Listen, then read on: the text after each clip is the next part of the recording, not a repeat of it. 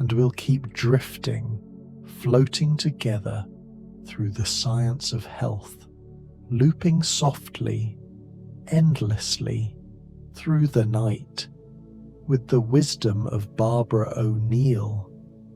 Tonight we'll drift through the gentle power of the vagus nerve, the mineral pathways of the myelin sheath, the rhythmic healing of a quiet mind, using Barbara O'Neill's "There's nothing you need to do now, just let your body sink, heavier, heavier. Feel the mattress holding you, every muscle softening, your heartbeat slowing, thump, thump, matching the rhythm of regeneration itself, shoulders melting down, jaw releasing, each breath pulling you deeper, deeper into the calm, the quiet, the dark. If this health learning video helps you rest, tap subscribe, comment, and hit like, so others can find this calm too, but only if your eyes are still open. Otherwise, just drift.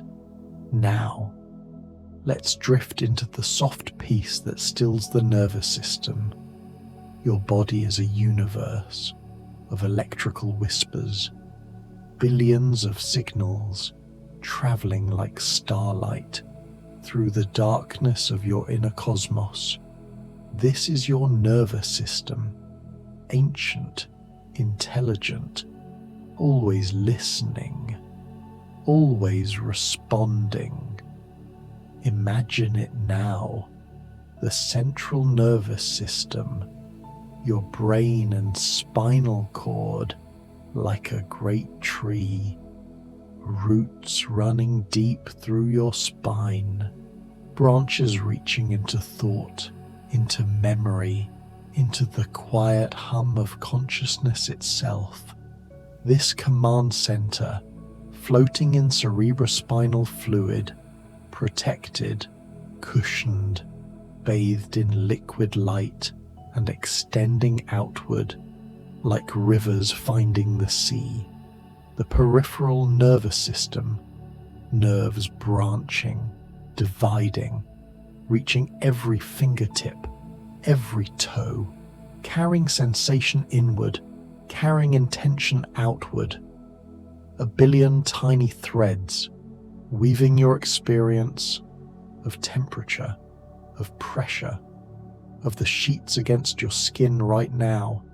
Feel that connection, your skin sensing, sending signals up, up, through the pathways to the brain and back down again. All of this happening in the silence, beneath your awareness, as you sink deeper into rest. Within this vast network lives the autonomic system, the part of you that needs no conscious thought. Your heartbeat continues, your lungs expand, your stomach digests, even as you drift towards sleep. This is the wisdom, older than words, older than thought. Two branches, like twin rivers, the sympathetic, preparing you for action, and the parasympathetic, returning you to peace. Most of modern life keeps that sympathetic river rushing, turbulent, fight or flight, day after day.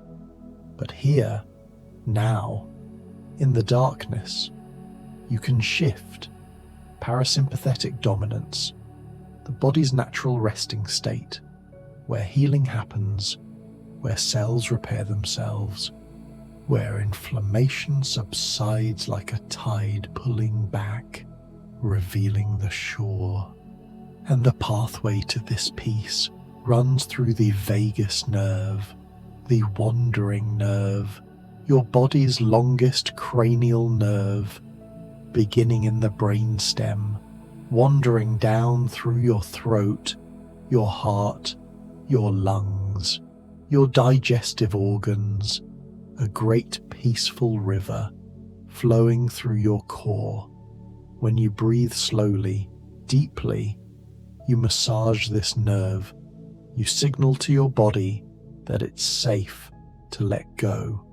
Each exhale, activating the vagus, slowing your heart, calming inflammation, releasing tension you didn't know you were holding. Thump, thump. Feel it slowing, your heartbeat, like a drum in the distance, getting softer, quieter. Each breath, a gift to your nervous system, telling it you're safe, you can rest. Your nervous system is plastic, moldable, capable of change. This is neural plasticity, the brain's poetry, the way it rewrites itself with each experience, each thought, each moment of learning. The neurons that fire together, wire together, creating pathways, like water carving canyons over time. Your repeated thoughts, your habits, shape the landscape of your mind, and this means you can reshape it through intention, through practice, through the choices you make. Even as you fall asleep tonight, imagine neurons reaching out in the darkness, forming new connections, new patterns of thought, of emotion, of response. This is happening even now as your brain processes the day, as it consolidates memory, as it prunes away what's no longer needed, and protecting these electrical pathways, wrapping them like insulation on a wire, is the myelin sheath, a fatty coating, white matter that allows signals to travel faster, more efficiently, like covering copper wire with rubber, protecting the current. This myelin sheath requires care. It needs the right nutrients, the right conditions.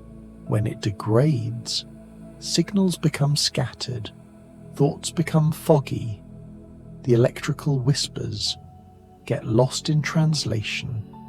Raw fats, healthy fats, build this insulation. Omega-3 fatty acids, from cold water, from seeds. These molecules become part of your structure, part of your nervous system's integrity. Avocado, rich and green. Walnuts, shaped like tiny brains. Flaxseed oil, golden and pure. These aren't just foods, they're building blocks. They're repair materials, arriving like supply shipments to rebuild your infrastructure at the cellular level. Tiny pumps work constantly. The sodium-potassium pump. 3 sodium ions out, 2 potassium ions in, creating the electrical potential that makes nerve signals possible. This is the foundation of every thought, every sensation, every heartbeat. These pumps require energy. They consume 1/3 of all the ATP your cells produce, working tirelessly, maintaining the gradient, maintaining the charge. Like little batteries are being constantly recharged, and they require minerals, the right balance of electrolytes, Celtic salt, unrefined, grey and mineral rich, contains trace elements. Sodium, yes, but in concert with magnesium, calcium, potassium. The way nature intended. Modern refined salt, stripped, bleached, is just sodium and chloride. It throws the balance askew. But ancient salt, from ancient seas carries the memory of balance, the full spectrum of what your nerves need.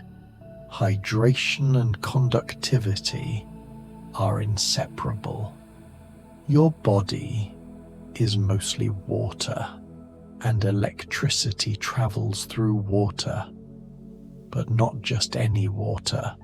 It needs minerals to carry the current. Pure water alone is actually an insulator. It's the dissolved mineral that make it conductive. So water intake isn't just about volume, it's about quality, about timing, about balance. Some suggest half your body weight in ounces daily. But listen to your body's wisdom, the color of your urine, the feeling of your skin, the clarity of your thoughts. These tell you what you need to know. Magnesium, the calming mineral, the mineral of relaxation, involved in over 300 enzyme reactions in your body. Most people are deficient, living in a state of subtle magnesium starvation, and the nervous system feels this lack acutely. Magnesium blocks calcium from rushing into cells, allowing muscles to relax, including the smooth muscles around blood vessels, around airways. When magnesium is low, everything stays contracted, tense. The body can't fully let go. Dark leafy greens, pumpkin seeds, almonds, these carry magnesium like gifts. Green vegetables get their color from chlorophyll, and at the heart of every chlorophyll molecule sits a magnesium atom. You're eating concentrated sunlight and magnesium together. An Epsom salt bath, magnesium sulfate absorbed through skin, the warmth, the minerals, the act of stillness, all conspiring to calm your nervous system, to tell your muscles it's time to release. The B-complex vitamins, a family of nutrients working together, B1, B2, B3, all the way to B12, each one a key unlocking different aspects of nerve health, of energy production, of neurotransmitter synthesis. Vitamin B12 is essential for nerve repair, for maintaining the myelin sheath. A deficiency leads to nerve damage, to cognitive decline, to a fatigue that sleep can't fix. This vitamin is created by bacteria in soil, in the guts of animals. We used to get it from vegetables that still carried soil bacteria, but now, in our sterile world, in our sanitized food system, many are deficient. The B vitamins work together like an orchestra, each playing its part. You can't have just one and expect harmony. Whole foods, whole grains, nutritional yeast provide them together. The way they appear in nature, in balanced ratios, in bioavailable forms. Light, the sun, rising each morning. This external cycle synchronizes your internal rhythms. The sun's effect on serotonin is profound. Daylight hitting your retina triggers the production of this neurotransmitter, this molecule of mood, of motivation, of mental calm. Serotonin isn't just about happiness. It's about emotional stability, about impulse control, about the frontal lobe's ability to govern, to decide, to resist temptation. Low serotonin and the amygdala, your fear center, becomes hyperactive. The world feels more threatening, more overwhelming. And as daylight fades, as darkness comes, that serotonin is converted into melatonin. The hormone of sleep, the hormone of night. Melatonin doesn't just make you drowsy, it's a powerful antioxidant. It triggers repair processes. It synchronizes your circadian rhythms, these biological clocks running in nearly every cell, these 24-hour cycles that govern when to wake, when to sleep, when to digest, when to repair. Modern life disrupts these rhythms. Artificial light, screens, night shifts, blue light exposure, especially at night, suppresses melatonin production. Your brain thinks it's still daytime. The signal to sleep never comes clearly. Darkness, true darkness, is therapeutic.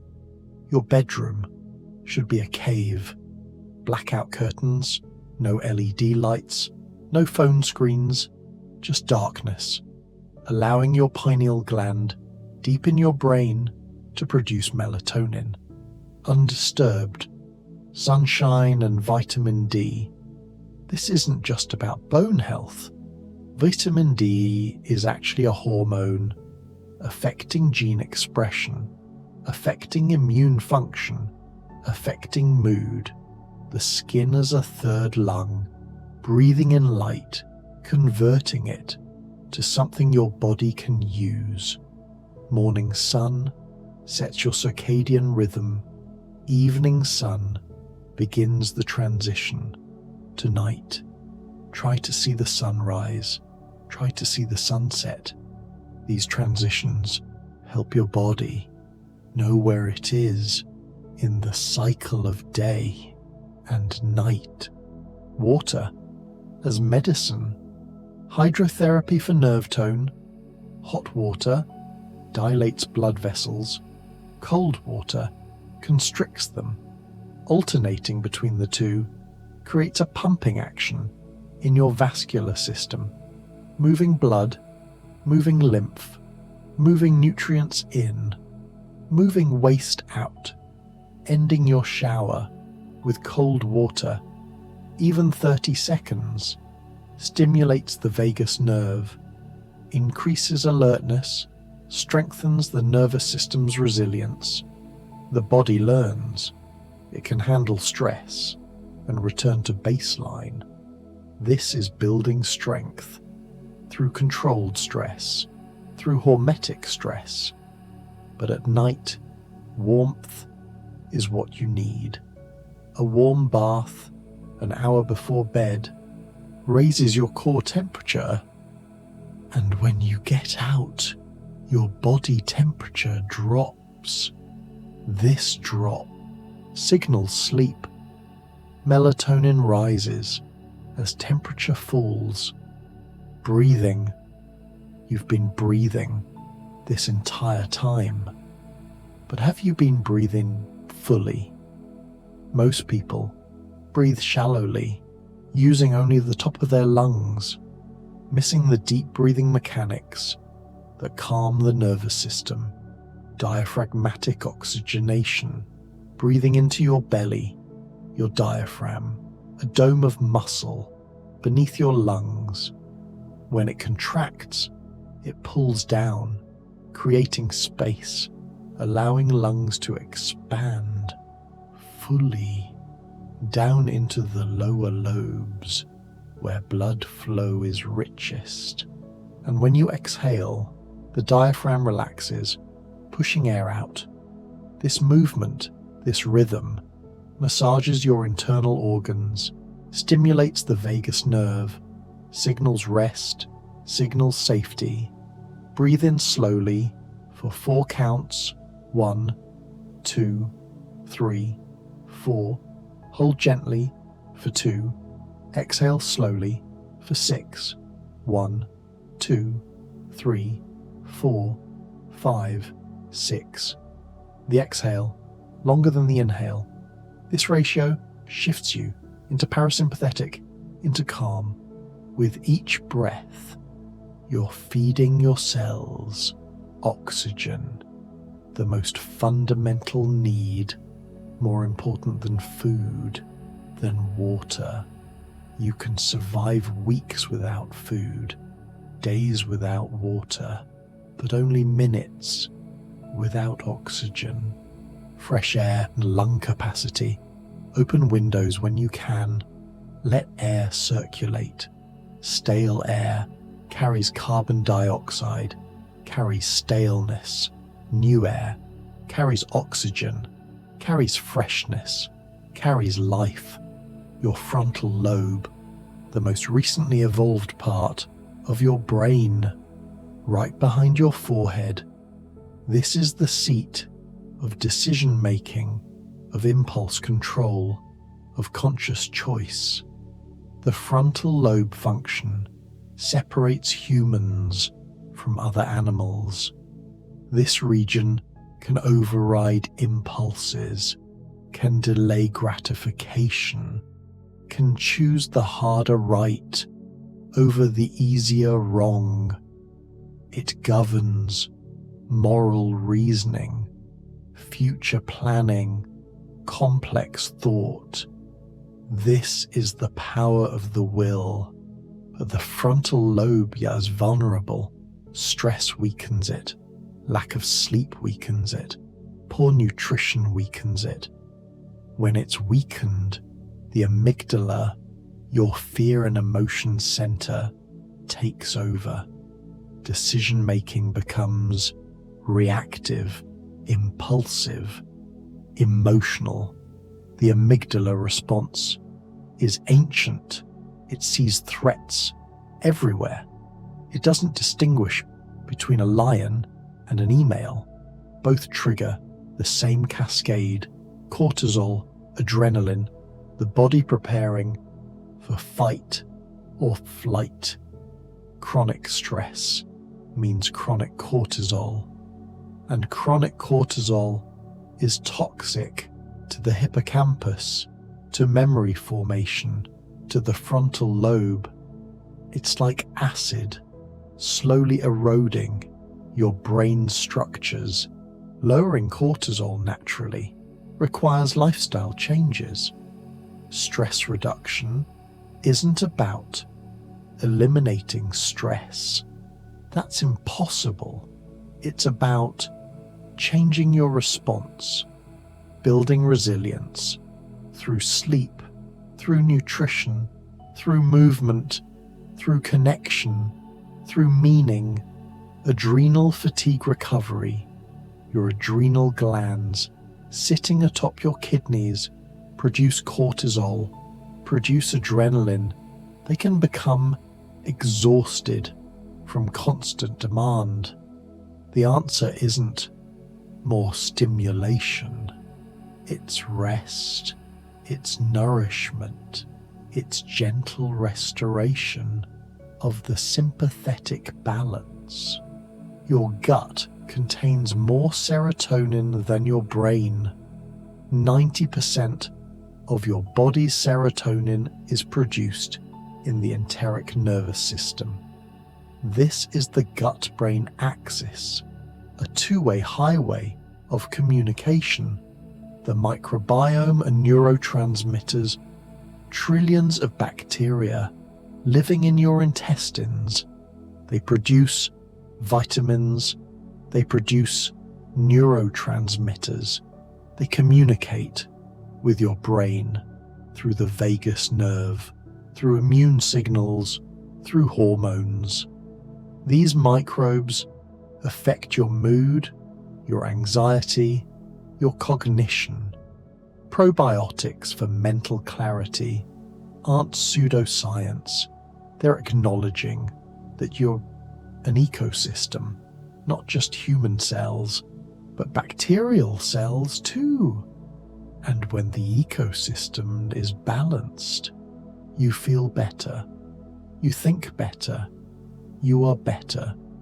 the mentoric plexus, a network of neurons embedded in the walls of your intestines. This is sometimes called the second brain.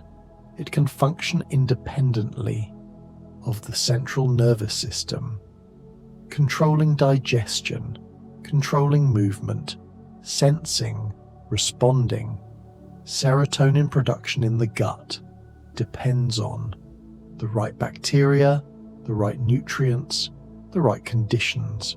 Tryptophan, an amino acid from protein, is the precursor. It needs B vitamins, it needs minerals.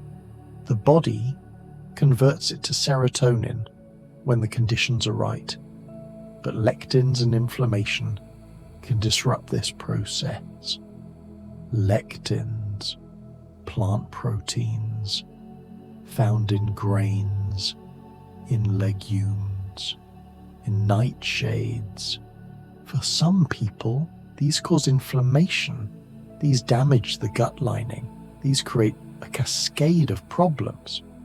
Each person is different. What inflames one might nourish another. This is why listening to your body is more important than any diet dogma. Notice how foods make you feel, not just immediately, but hours later, days later. Fasting for cellular repair. When you stop eating, even for 12 hours, your body shifts from growth mode to repair mode. This is autophagy, the body's cleaning system, cells breaking down damaged components, recycling proteins, clearing debris. Autophagy in neurons. Your brain cells can't divide, can't be replaced, so they must clean themselves, repair themselves. Autophagy is crucial for neuronal health, for preventing protein aggregation, for preventing neurodegeneration. A simple practice is to eat dinner early, skip snacking, allow 12 to 14 hours before breakfast. Breakfast means breaking the fast. Let there be a faster break. High fiber diet benefits. Fiber feeds your gut bacteria. It slows digestion. It stabilizes blood sugar. It helps eliminate waste, toxins. Fiber from vegetable, from fruits, from whole grains, not from processed foods with added fiber, but from real food, whole food, the alkaline versus acidic balance of your body. This isn't about the pH of your blood, that stays tightly controlled, but about the overall metabolic state, the acid load from protein metabolism, from stress, from poor diet. Eating more vegetables, especially green vegetables, helps create alkaline reserves, helps buffer the acid load. This isn't mysticism, it's basic biochemistry. Minerals from plants, like potassium, like magnesium, are alkaline forming. Cayenne pepper for circulation. This red powder contains capsaicin. It dilates blood vessels. It increases circulation to the periphery. Some traditions use it for heart health, for metabolic health, even sprinkled in socks to warm cold feet. Ginger and nerve inflammation. Ginger root contains gingerols, compounds that reduce inflammatory prostaglandins. Fresh ginger tea, warming, soothing, settling the stomach, settling the nerves. Turmeric and curcumin, the golden spice of India. Curcumin crosses the blood-brain barrier, that protective filter, keeping toxins out, letting nutrients in. Curcumin reduces neuroinflammation, promotes brain-derived neurotrophic factor, BDNF, the brain's growth hormone. Minerals are the spark plugs of your nervous system. Iodine and thyroid health. Your thyroid in your throat controls metabolism, controls energy, controls how every cell functions.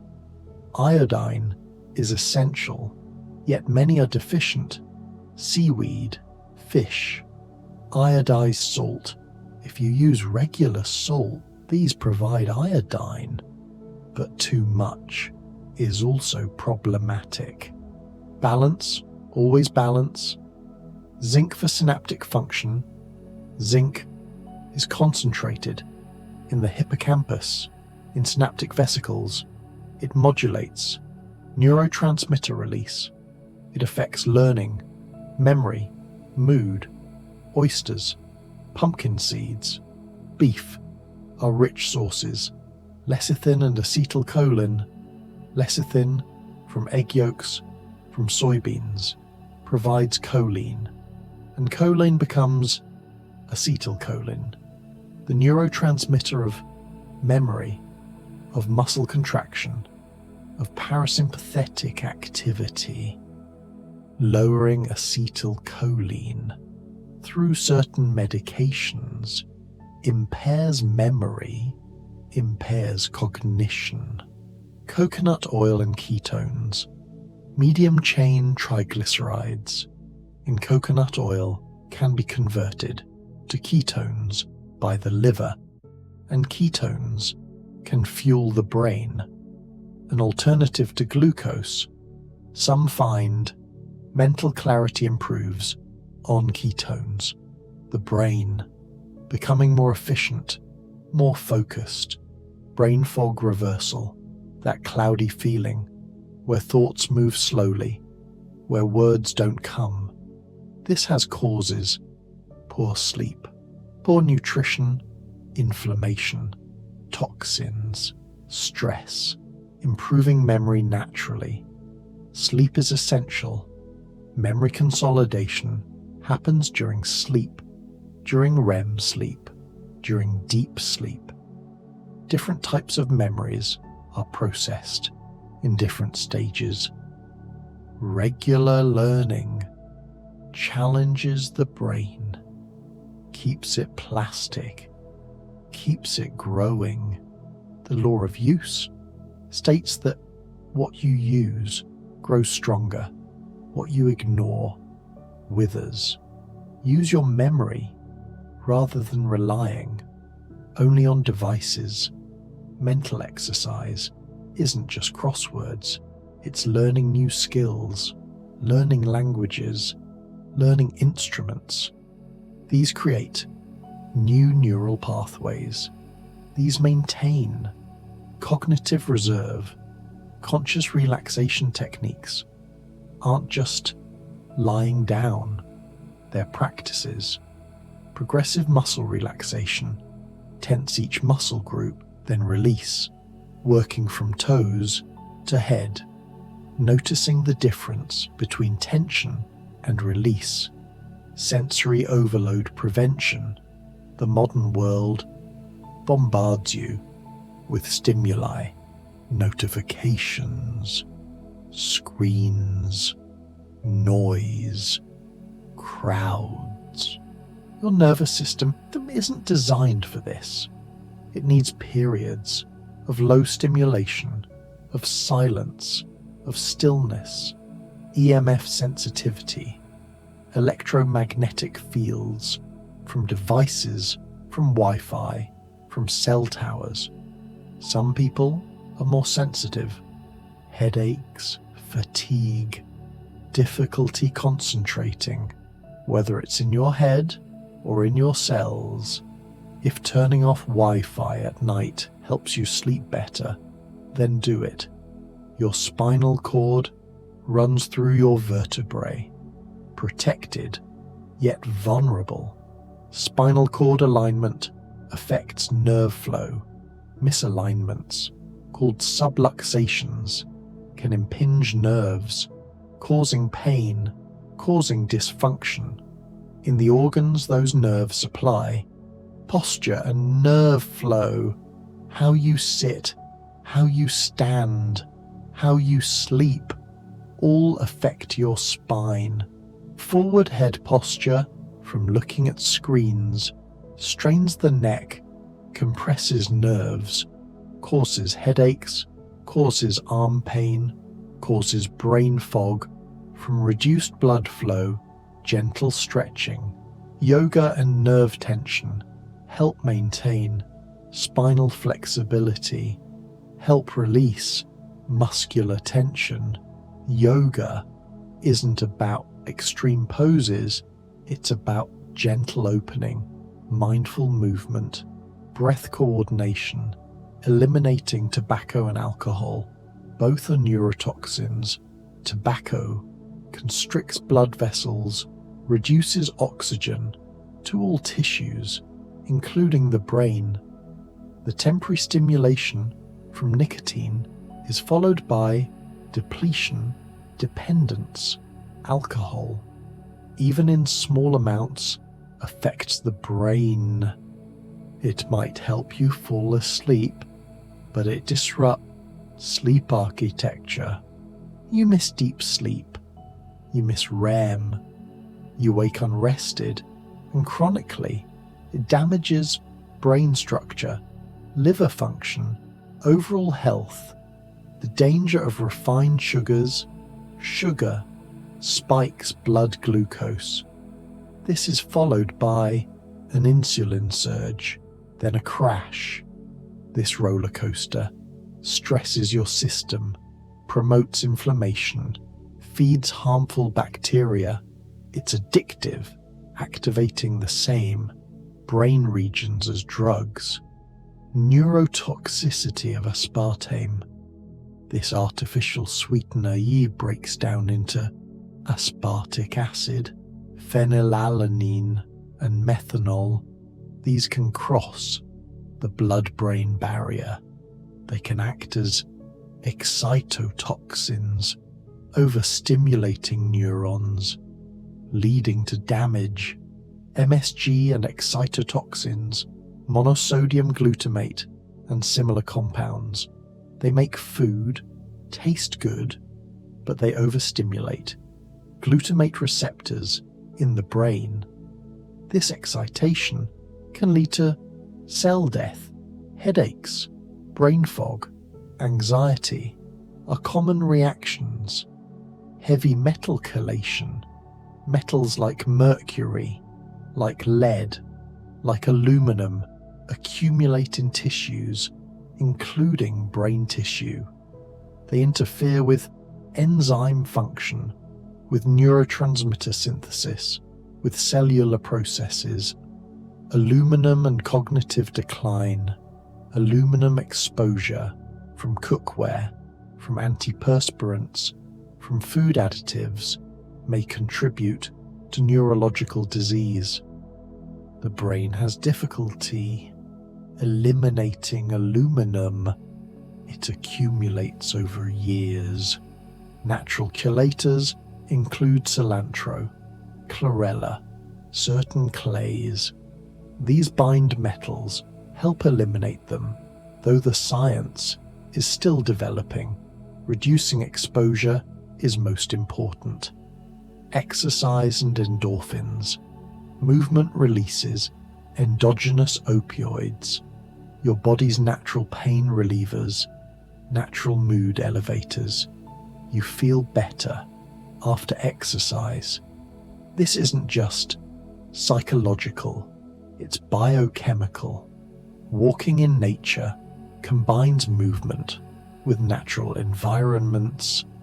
The Japanese call it forest bathing, Shinrin-yoku. Studies show it reduces cortisol, reduces blood pressure, improves mood, improves immune function.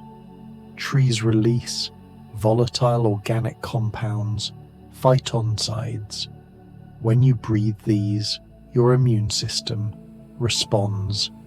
Natural killer cells increase, stress decreases, earthing and grounding, walking barefoot on earth, on grass, on sand.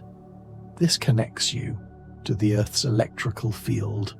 Proponents suggest it reduces inflammation, improves sleep, stabilizes rhythms, negative ions and mood, near moving water, waterfalls, ocean waves. The air is rich in negative ions.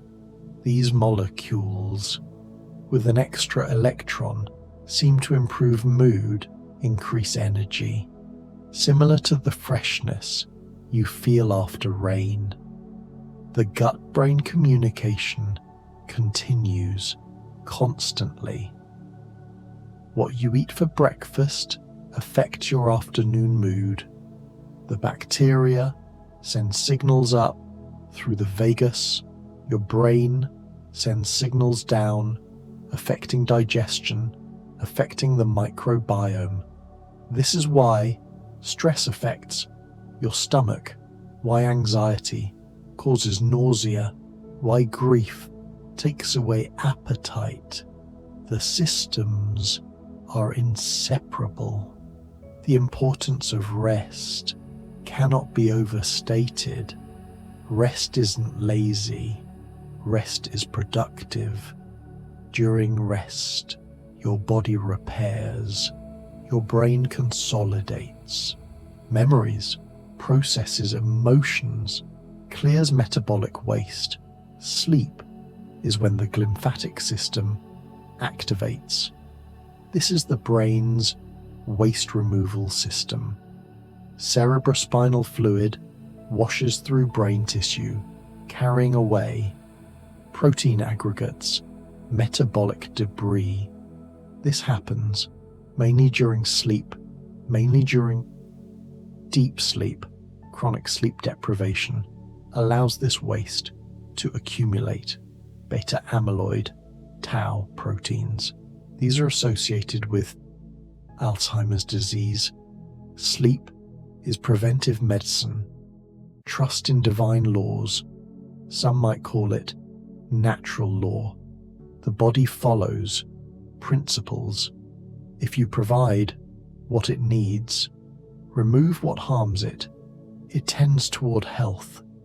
This is the vital force, the healing power that animates all living things. Your body wants to heal. It's designed to heal. Every cut closes, every bone mends, cells regenerate. This cellular intelligence is built into your DNA, into billions of years of evolution. Forgiveness and nerve tension, holding on to resentment, creates physical tension. Your jaw clenches, your shoulders rise, your breath shallows. The nervous system stays activated. Forgiveness isn't for the other person, it's for your own nervous system, it's for your own peace. Prayer and meditation quiet the thinking mind. These practices activate the default mode network, the brain at rest, but not inactive, processing, integrating, making meaning. Meditation doesn't have to be complicated. Sitting quietly, so watching your breath, yes, for even 5 minutes, has measurable effects on brain structure, on stress response, on gene expression. Silence as therapy. In our noisy world, silence is rare, but your nervous system craves it. Periods of silence allow the auditory system just to rest, allow the mind to settle like sediment in still water, Avoiding caffeine overstimulation. Caffeine blocks adenosine receptors. Adenosine builds up during waking hours, creating sleep pressure. Caffeine blocks this signal. You feel alert, but the adenosine still accumulates. When caffeine wears off, you feel the crash. Moderate caffeine in the morning might be fine, but afternoon caffeine, evening caffeine disrupts sleep, and poor sleep creates a need for more caffeine, a vicious cycle.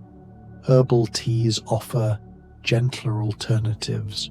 Chamomile contains a pigeonine which binds to benzodiazepine receptors, creating mild sedation. Valerian root has been used for centuries for insomnia, for anxiety. Skullcap for nerve strength. This plant, traditionally used for nervous tension, for restlessness. Modern herbalists still recommend it for calming an overactive mind. Hypericum, St. John's wort, used traditionally for melancholy, for nerve pain. It affects serotonin reuptake, similar to antidepressant medications, but milder, more gradual.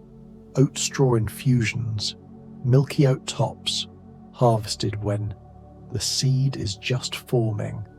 These are nutritive, providing minerals, providing a gentle nervous system tonic, building resilience. Over time, lemon balm for anxiety. Melissa officinalis, a member of the mint family with a sweet, lemony scent. It's calming without being heavily sedating. It lifts mood while soothing nerves. The power of the will returns us to the frontal lobe, the ability to choose, to override impulse. This is what makes humans unique. Overcoming addiction requires strengthening the frontal lobe through practice, through nutrition, through sleep, through stress reduction. The addicted brain has a weakened frontal lobe and an overactive reward system. Dopamine fasting, a modern term for an old concept, reducing stimulation, reducing novelty, allowing dopamine receptors to resensitize so that simple pleasures feel pleasurable again. Our world is engineered for dopamine hits. Social media, junk food, pornography, gambling, each engineered to hijack your reward system. Frontal lobe governance means conscious choice, choosing delayed gratification, choosing what serves you long term. Your body keeps score of every choice, of every meal, of every thought, not as judgment, but as consequence, as natural law, cause and effect, temperance in all things, not abstinence necessarily, but balance, moderation, knowing when enough is enough. This applies to food, to work, to exercise, to rest. Too much or too little of anything creates imbalance. The healing power of hope isn't metaphorical. Hope affects physiology. Studies show that optimism predicts better health outcomes after heart attacks, after surgery. In chronic disease, hope activates the healing systems. Despair, the opposite, suppresses immunity, raises inflammation, accelerates aging, your thoughts, your beliefs. These aren't separate from your biology. They are part of it. Mitochondrial health. These organelles inside your cells produce ATP, the energy currency. Each cell has hundreds, thousands of mitochondria. They are most concentrated in metabolically active tissues, heart, brain, muscles. These mitochondria have their own DNA, inherited only from your mother. They are descendants of ancient bacteria that merged with our cells billions of years ago. When mitochondria function well, you have energy, clarity, vitality. When they're damaged, you feel fatigue, brain fog. Disease processes accelerate. Oxygenation of the blood again comes back to breathing, to good lung capacity, to cardiovascular health. Red blood cells carry oxygen bound to hemoglobin, an iron-containing protein, making its way to every cell, to every mitochondrion. Reducing systematic inflammation is one of the most important things you can do for longevity, for health. Inflammation is the root of most chronic diseases: heart disease, diabetes, Alzheimer's, autoimmunity, and nerve regeneration. Science shows us that the nervous system is more resilient than we once believed. Nerves can heal, can regrow, given the right conditions. This requires patience, time, the right nutrients, B vitamins, essential fatty acids, minerals, protein, and it requires removing what harms, toxins, stress, poor sleep, the sensory processing that happens continuously, information flowing from your environment through sensory receptors, through peripheral nerves, through the spinal cord, to the thalamus gateway. The thalamus, deep in your brain, is the relay station for almost all sensory information before reaching the cortex. Touch, sound, sight all pass through this gateway. This filter accepts smell, olfaction, connects directly to the limbic system, to emotion, to memory.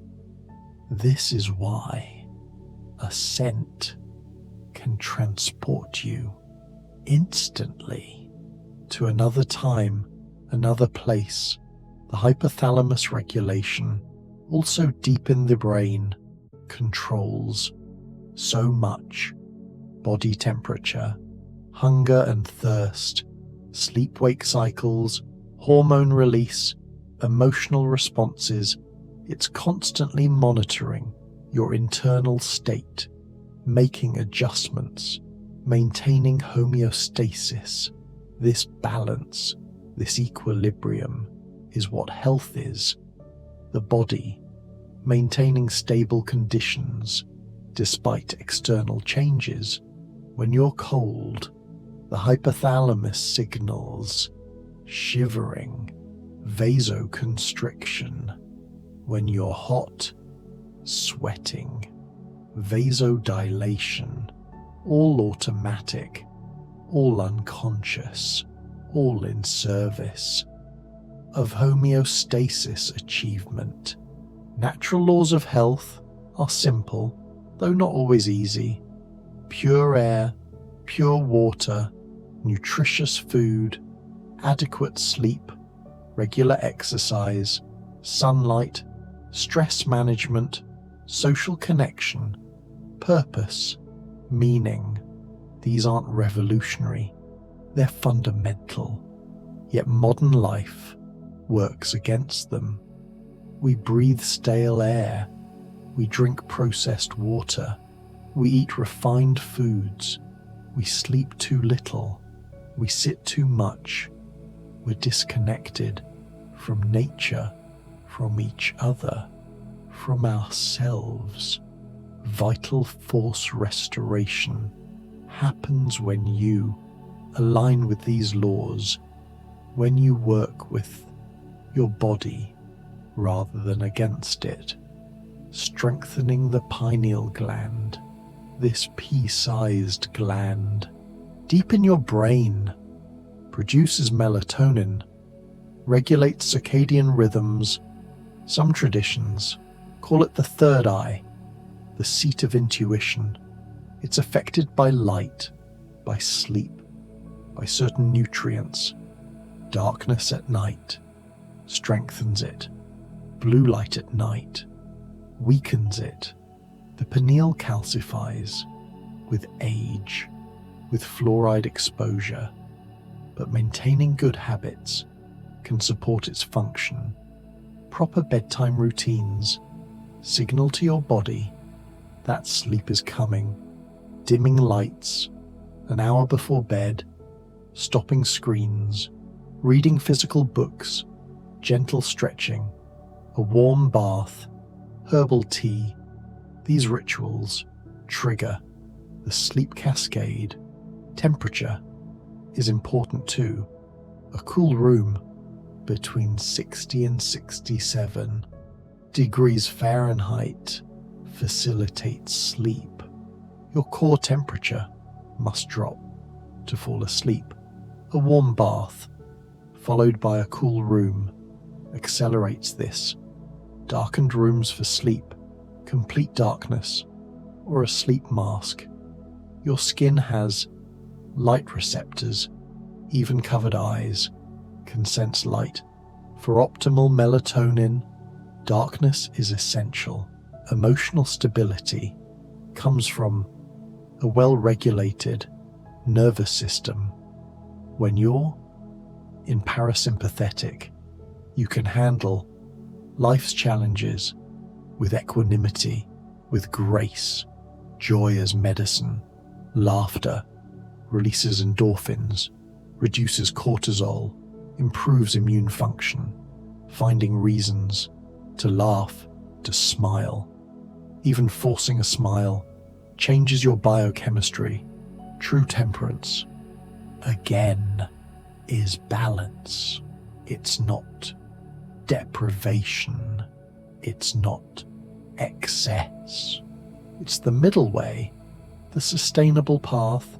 Living in harmony with nature means respecting natural rhythms, sleeping when it's dark, waking with the sun, eating foods in season, moving your body, being outside, connecting to the elements, earth, air, water, sun.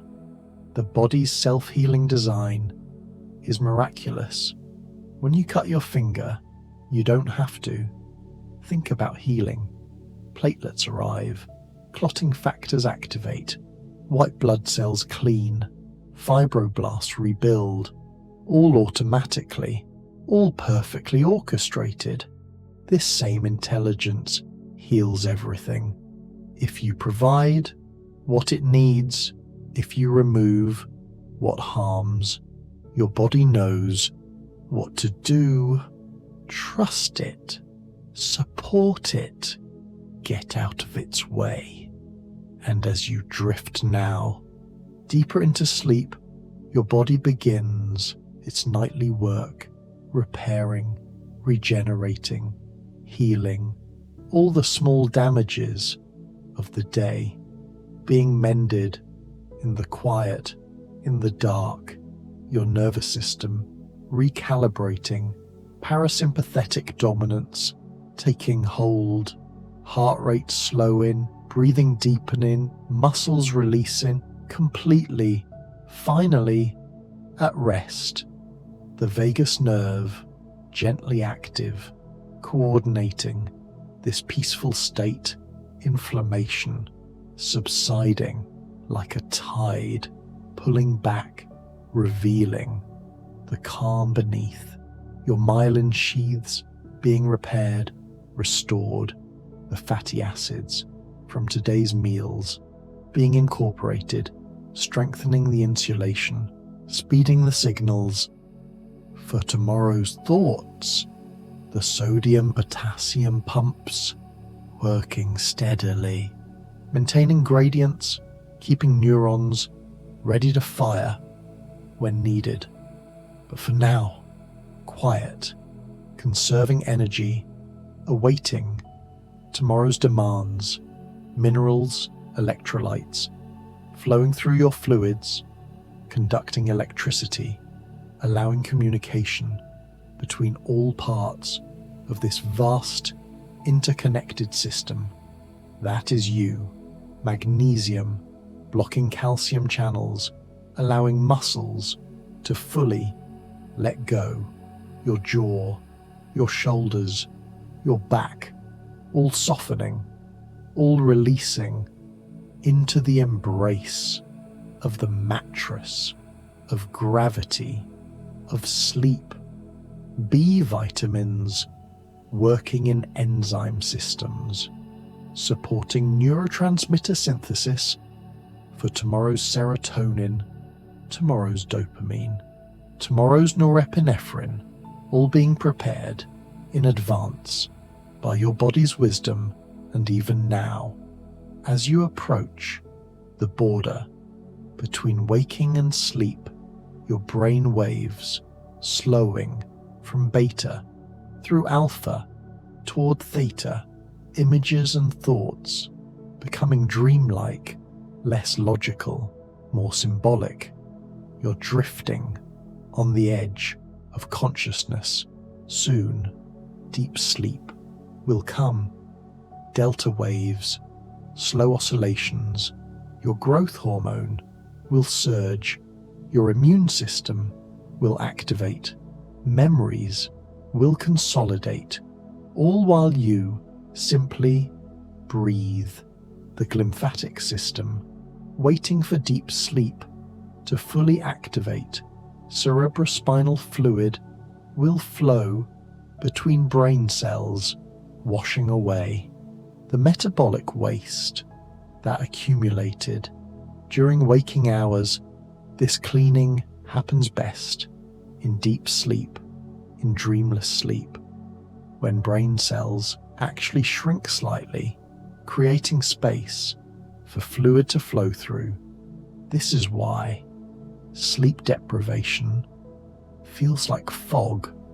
The waste products haven't been cleared. They interfere with neuronal function, with clear thought. Sleep is maintenance. Sleep is janitorial work for your brain.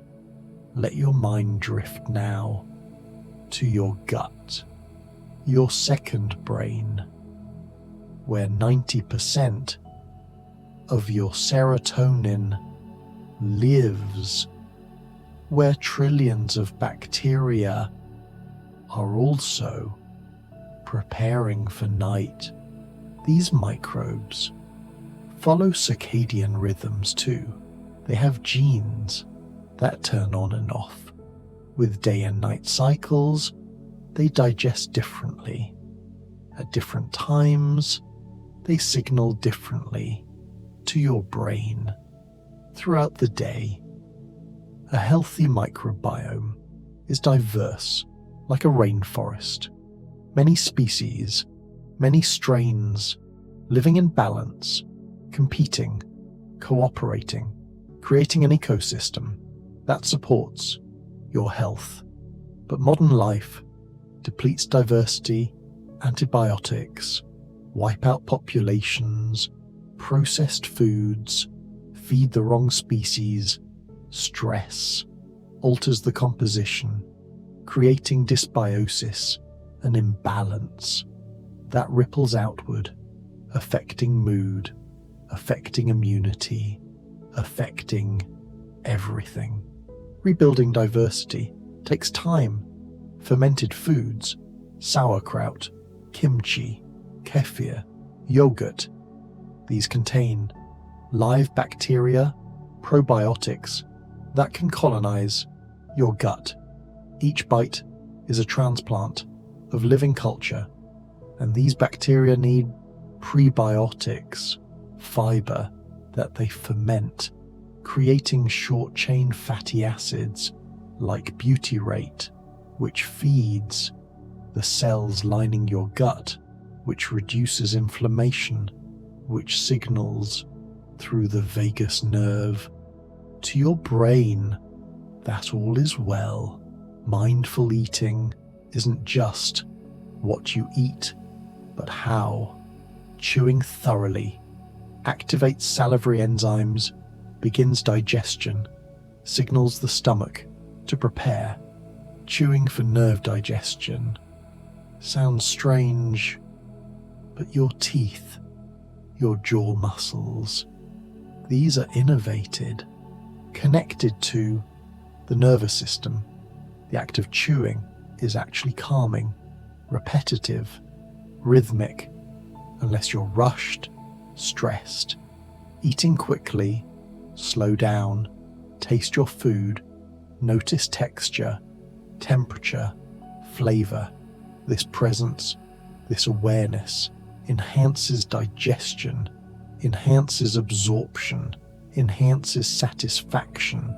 You need less food when you're truly present to it, and the enteric nervous system, the neurons embedded in intestinal walls, are processing this food, sensing nutrients, sensing toxins, deciding what to absorb, what to eliminate, all automatically, all unconsciously. This intelligence doesn't require your thinking mind. The thalamus gateway, mentioned earlier, is filtering right now. Even as you drift towards sleep, it's deciding what to let through to consciousness, what to suppress.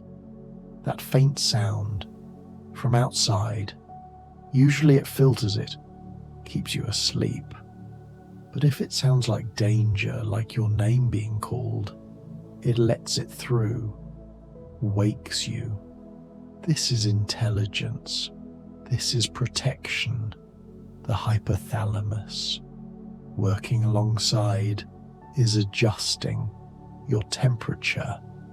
As your core cools for sleep, it's suppressing appetite, ghrelin levels, dropping, it's coordinating the hormone cascades that govern your sleep architecture. Homeostasis is the goal, always. Balance, stability, whether it's blood sugar or blood pressure or pH or temperature. Your body has set points and works constantly to maintain them. This is the autonomy of the autonomic system. You don't have to think about it. It just happens, but you can support it through choices, through habits, exercise and endorphins. For example, movement tells your body that you're capable, that you're strong, that you can handle stress. It releases beta endorphin, your natural morphine, binding to opioid receptors, creating that runner's high, that post-workout glow. But it doesn't take running marathons. Walking in nature is enough, especially if you walk with awareness, with presence, noticing birds, trees, clouds, sky. This dual benefit of movement plus natural environment is more than the sum of parts.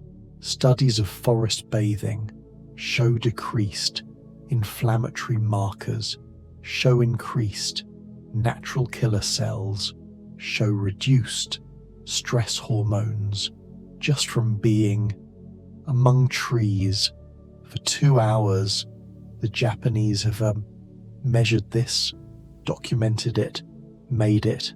Preventive medicine, earthing and grounding, takes it further.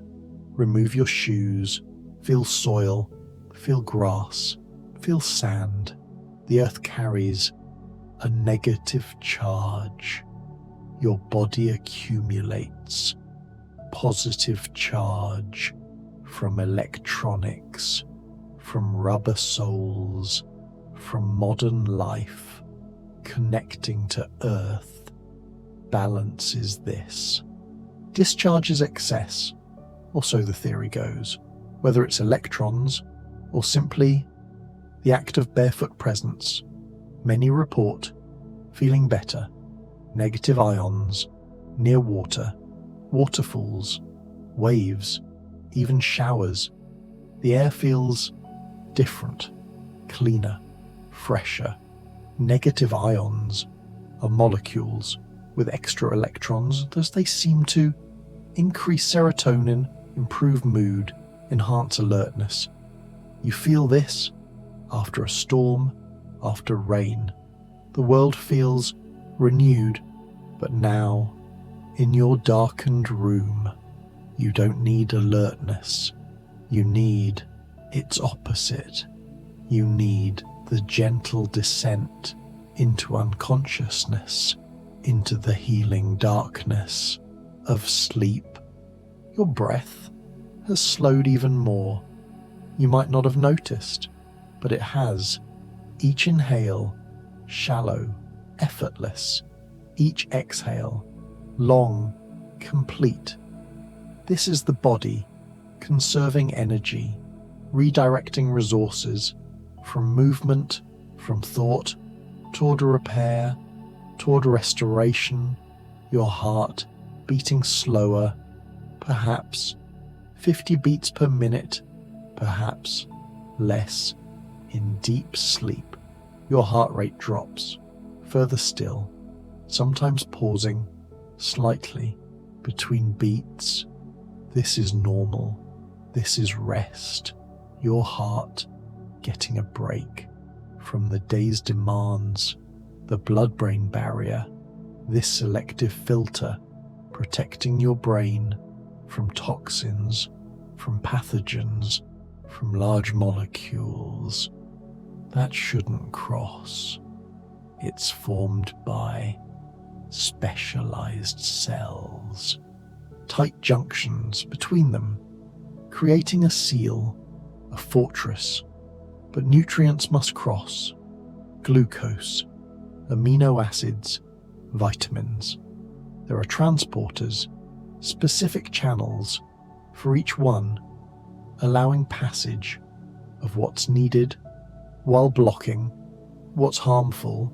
Some things shouldn't cross, but do. Alcohol easily crosses, affects neurons directly. Nicotine crosses rapidly, affects receptors, triggers dopamine. Certain toxins, heavy metals, can accumulate over time because the brain has difficulty eliminating them. Brain fog reversal often requires reducing toxic exposure, improving the barrier's integrity. This barrier can become leaky from chronic inflammation, from poor diet, from stress, making it more permeable, allowing larger molecules to enter, creating neuroinflammation, creating that foggy feeling. Omega-3 fatty acids help maintain barrier integrity.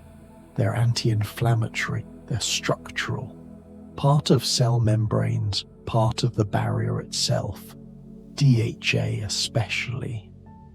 Docosahexaenoic acid is concentrated in brain tissue, in neural membranes. Coconut oil and ketones offer an alternative fuel source. When you eat medium-chain triglycerides, they go straight to the liver, converted to ketones. These can cross the blood-brain barrier. These can power brain cells without needing insulin signaling. Some find mental clarity improves on a ketogenic diet, or simply from adding coconut oil. The brain runs more efficiently, perhaps, on ketones, less oxidative stress, more stable energy. Though this varies person to person, improving memory naturally requires multiple approaches. Sleep, as we've discussed, is crucial, but so is novelty, learning new things, challenging your brain, creating new neural pathways. The hippocampus, the seahorse-shaped structure deep in your brain, is where new memories form, where spatial memory lives, where episodic memory is encoded. This structure can generate new neurons, even in adulthood. Neurogenesis, rare in adult brains, but it happens here. Exercise stimulates neurogenesis. In the hippocampus, learning stimulates it. Omega-3 support it. Chronic stress damages it. Chronic cortisol is toxic to hippocampal neurons. This is why severe stress impairs memory, creates deficits that can be long-lasting. The law of use states simply that what you use grows stronger. Muscles, bones, neural pathways, even at 70, 80, 90 years old, you can build new connections, learn new skills. This is neural plasticity. This is hope that you're not fixed, not finished, still growing, still capable. Mental exercise can be anything that challenges memory, language skills, problem solving. Learning an instrument forces brain regions to coordinate, to communicate, to strengthen their connections. Learning another language, especially later in life, has been shown to delay cognitive decline, to increase cognitive reserve. This is the brain's resilience, its ability to maintain function despite damage, despite aging. But all of these efforts must be built on a foundation of basic health, fresh air and lung capacity. You can't think clearly without oxygen. Your brain uses 20% of your body's oxygen, despite being only 2% of body weight. Shallow breathing, mouth breathing, reduces oxygen delivery. Breathing through your nose filters air, warms it, humidifies it, and produces nitric oxide, a molecule that dilates blood vessels, improves oxygenation throughout your body. Deep breathing, filling the lungs, expands capacity. Over time, your diaphragm, your respiratory muscles, more efficient. You can deliver more oxygen with less effort. The skin as a third lung.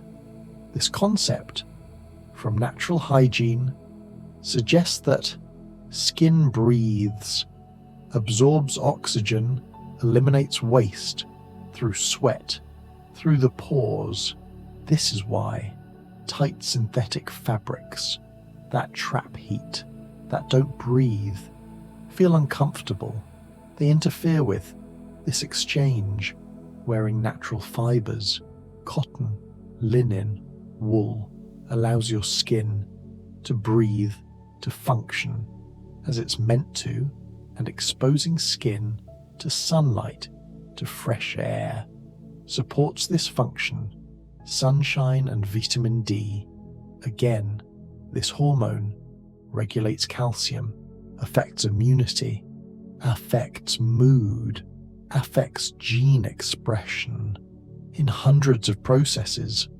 Morning sun especially sets your circadian clock, tells your body it's time to wake, time to make cortisol, time to increase body temperature, blood pressure, heart rate. Without morning light, your clock drifts later. You feel tired in the morning, wired at night. Light pollution from cities, from indoor lights, confuses this clock, disrupts these rhythms, making it harder to sleep, to wake, to function optimally. Grounded sleeping. Some people use grounding sheets connected to earth ground through an outlet or a rod in the soil. The theory is you discharge accumulated charge throughout the night.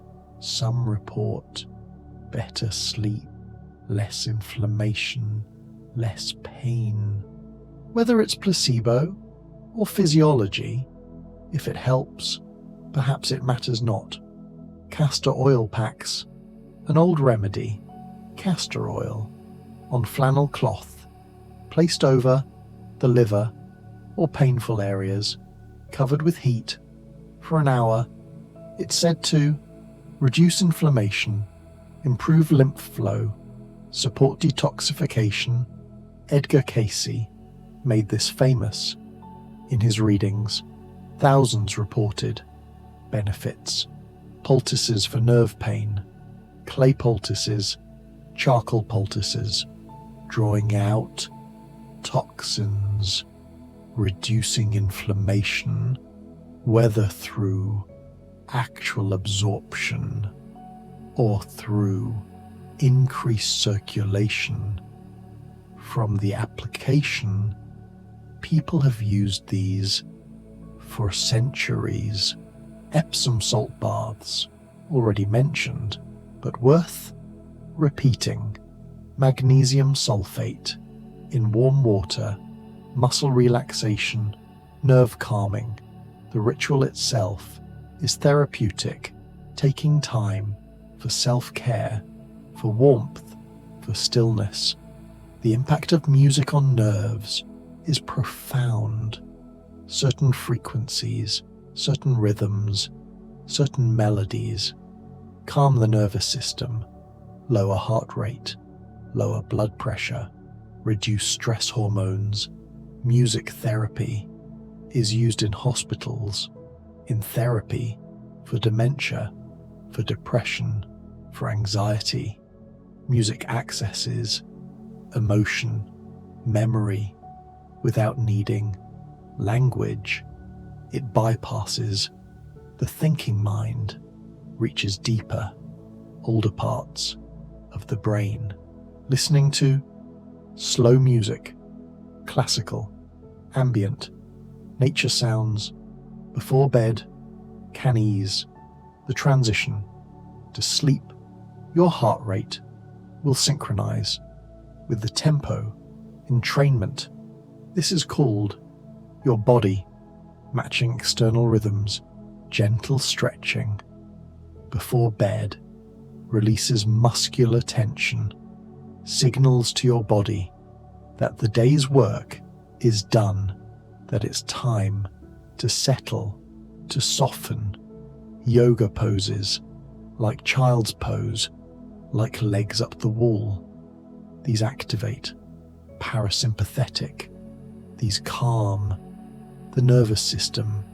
Yoga and nerve tension isn't about extreme flexibility. It's about moving with breath, with awareness, holding poses long enough for muscles to release, for connective tissue to lengthen.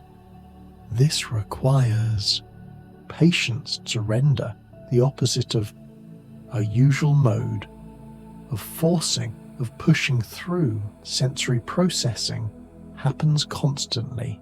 Millions of signals each second from your skin, from your joints, from your muscles, from your eyes, ears, nose, tongue, all being integrated into your experience of this moment, but sometimes the volume is too high. Sensory overload overwhelms the system. Bright lights, loud sounds, strong smells, crowds, chaos. For some people, especially those with sensitive nervous systems, this quickly becomes too much. Preventing overload means creating quiet spaces, low stimulation, time alone, time in nature, time without screens, without notifications, without demands, just being, just breathing, just existing. Blue light exposure from screens, from LEDs, suppresses melatonin more than any other wavelength. It signals day, even when it's night. Your pineal gland receives this signal through your retinas, through specialized cells that detect light, and it stops producing melatonin.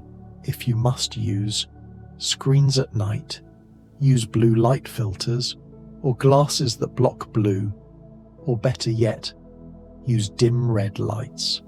After sunset, red light doesn't suppress melatonin, doesn't interfere with your sleep hormone. Some people install red bulbs in their bedroom, in their bathroom, for nighttime use. This allows vision without disrupting melatonin production, without waking you fully. If you need to rise in the night, EMF sensitivity remains controversial. Some people report headaches, fatigue, difficulty sleeping near Wi-Fi routers, near cell towers, near smart meters. The research is mixed, inconclusive, but if you feel better with airplane mode, with Wi-Fi off at night, then trust your experience. The enteric nervous system, the gut brain, contains more neurons than your spinal cord. This independent nervous system can function without input from the brain. It senses, contracts, secretes, all on its own. The myenteric plexus and the submucosal plexus, these networks control the waves of peristalsis that move food through your intestines. This rhythmic contraction, like waves on a beach, happens without your awareness, without your control. At night, digestion slows, your gut also rests. This is why late eating disrupts sleep. Your body is trying to rest, to repair, but instead it must digest. These competing demands reduce sleep quality. Eating earlier, 3 hours before bed, allows digestion to complete, allows your body to focus on sleep processes, on repair, on restoration. Fasting for cellular repair takes this further beyond nightly 12-hour fasts, extended fasts of 16 hours, 24 hours or more trigger deeper autophagy, this cellular recycling, this cleaning process. During autophagy, cells break down, damage proteins, dysfunctional mitochondria, cellular debris, They recycle the components, build new structures. This is renewal. This is rejuvenation. At the cellular level, neurons especially benefit from autophagy. They can't divide, can't be replaced, so they must maintain themselves, clean themselves, repair themselves. Autophagy is how intermittent fasting, time-restricted eating has become popular, not as a diet, but as a pattern, an eating window of 8 hours, perhaps with 16 hours of fasting, including sleep. This gives your body extended time without food, without insulin spikes, time for deeper cellular work. A high-fiber diet supports this process. Fiber slows glucose absorption, prevents spikes in blood sugar, prevents crashes, creates stable energy throughout the day, and fiber feeds your microbiome. Those bacteria ferment it, create those short-chain fatty acids that benefit you profoundly. Vegetables, fruits, legumes, whole grains. These are fiber sources, not fiber supplements, not isolated fibers, but whole foods with fiber plus, vitamins or minerals, phytonutrients, all working together synergistically. The alkaline versus acidic balance in your body isn't about blood pH. That's tightly controlled between 7.35 and 7.45, very narrow. Any deviation is life-threatening. But the metabolic acid load from diet, from stress, this affects other systems. Eating predominantly plant foods provides alkaline minerals, potassium, magnesium, calcium. These buffer metabolic acids, protect bones from being dissolved, to buffer blood, protect tissues from inflammation. Animal proteins, grains, produce acid. When metabolized, this doesn't mean don't eat them, but balance them with abundant vegetables, greens especially. A highly alkaline forming cayenne pepper with its capsaicin opens blood vessels, increases circulation. Some herbalists recommend it for heart health, for metabolic health. It has antimicrobial properties, helps digestion, stimulates the system, but perhaps not before bed, unless you're used to it. Ginger root, fresh or dried, is gentler, warming without overstimulation. It settles nausea, reduces inflammation, contains gingerols and sugars, compounds that block inflammatory pathways, help with pain, with arthritis, with muscle soreness. Ginger tea before bed can be soothing, settling. If your stomach is upset, if you feel inflammation, warmth spreading through your core as you sip slowly. Turmeric, the golden spice, contains curcumin, a potent anti-inflammatory. It crosses the blood-brain barrier, reduces neuroinflammation, increases BDNF, brain-derived neurotrophic factor. This is like fertilizer for neurons, helping them grow, helping them connect, helping them survive. But curcumin alone is poorly absorbed.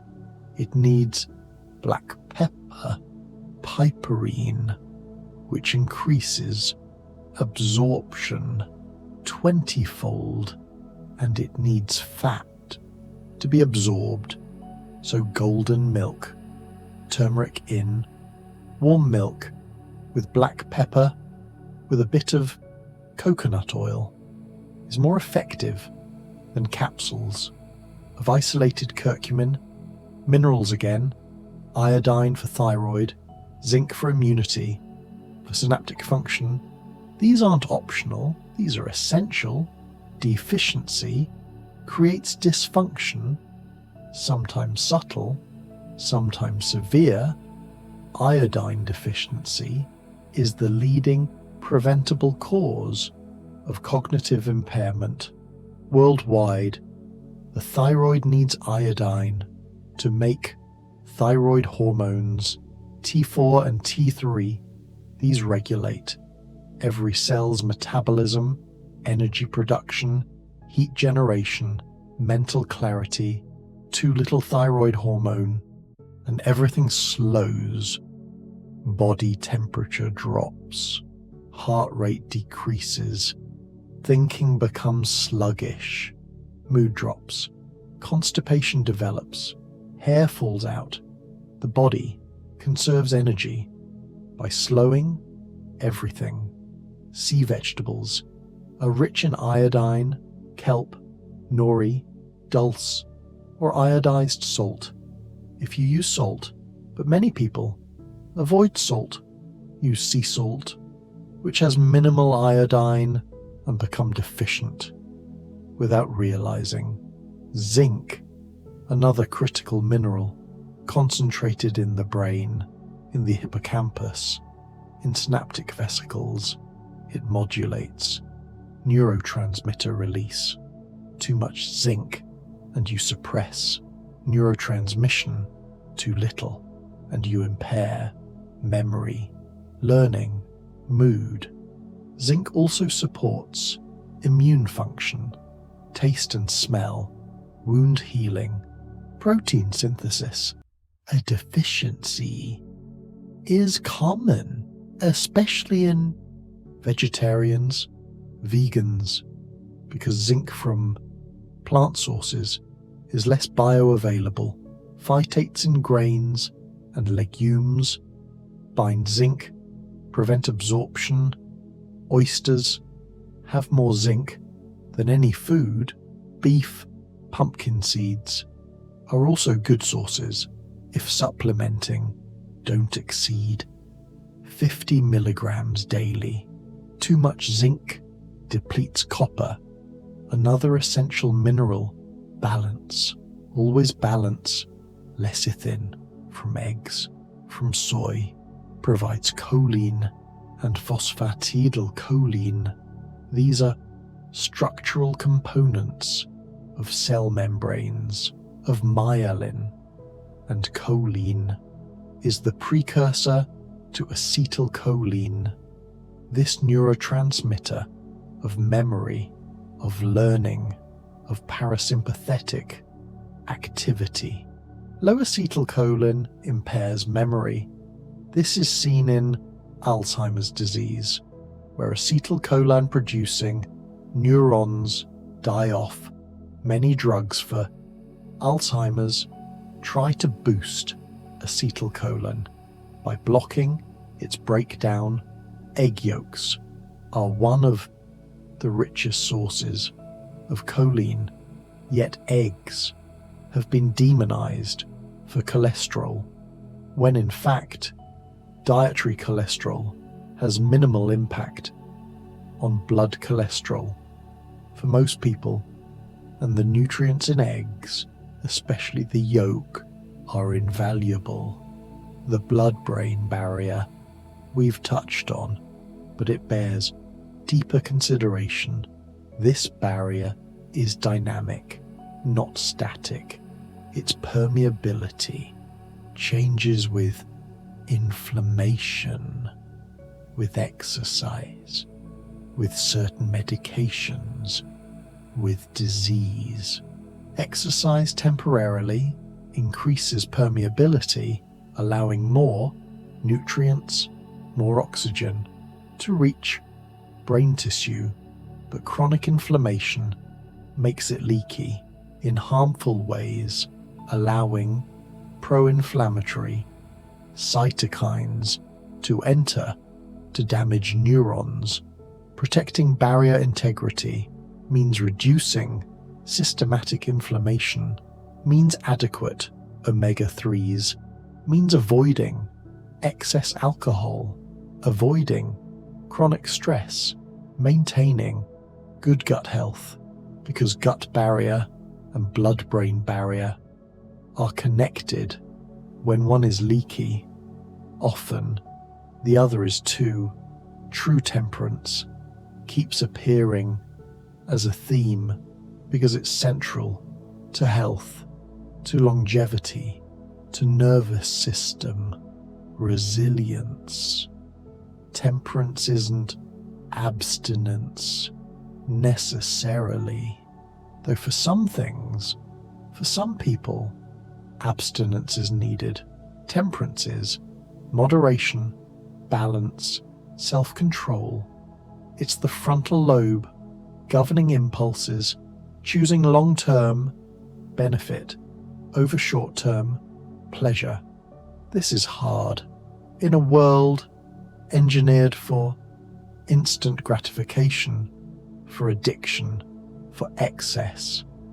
But you can strengthen this through practice, through small choices, repeatedly, like exercising a muscle. Your willpower, your self-control gets stronger with use. The frontal lobe literally grows with practice. The healing power of hope affects outcomes measurably. Patients with hope recover faster from surgery, from illness, from injury. Hope activates healing systems, reduces stress. Hormones improves immunity. Despair, the opposite, suppresses healing, raises cortisol, raises inflammation. Some people lose hope and decline rapidly, even when, medically, they shouldn't. The mind affects the body more than we often acknowledge. Joy as medicine isn't metaphorical. Laughter reduces cortisol, increases immunoglobulins, increases natural killer cells, releases endorphins, creates connection with others. All of this is therapeutic, measurable, real, finding reasons to laugh, to smile, to experience joy. This isn't frivolous. This isn't optional. This is medicine that your nervous system desperately needs.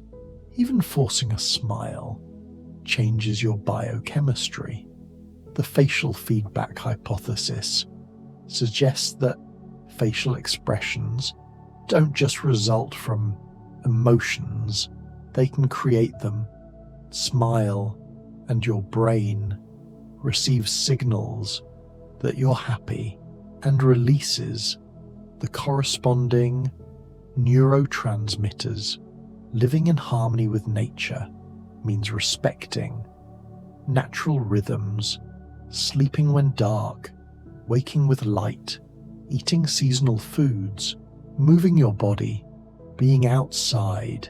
This alignment, this synchronization supports every body system, every healing process. Modern life pulls us away from these rhythms. We live in climate-controlled boxes. We eat the same foods year-round. We stay up with artificial light. We sit in chairs all day. This disconnect has consequences: physical, mental, spiritual. Silence as therapy in our noisy world is profound. Your auditory system never rests, never sleeps. Even when you're asleep, it's monitoring for sounds, for danger. Constant noise is constant. Low-level stress, silence, allows the nervous system to truly rest. Studies show that silence promotes neurogenesis in the hippocampus. 2 hours of silence per day was more effective than listening to relaxing music at promoting brain cell growth. Emotional stability comes from a well-regulated autonomic system. When you're chronically in sympathetic fight or flight, your emotions become volatile. The amygdala is hyperactive. You overreact to small stresses. But in parasympathetic, in rest and digest, you have emotional resilience. Things that would have triggered you just roll off. You can respond rather than react.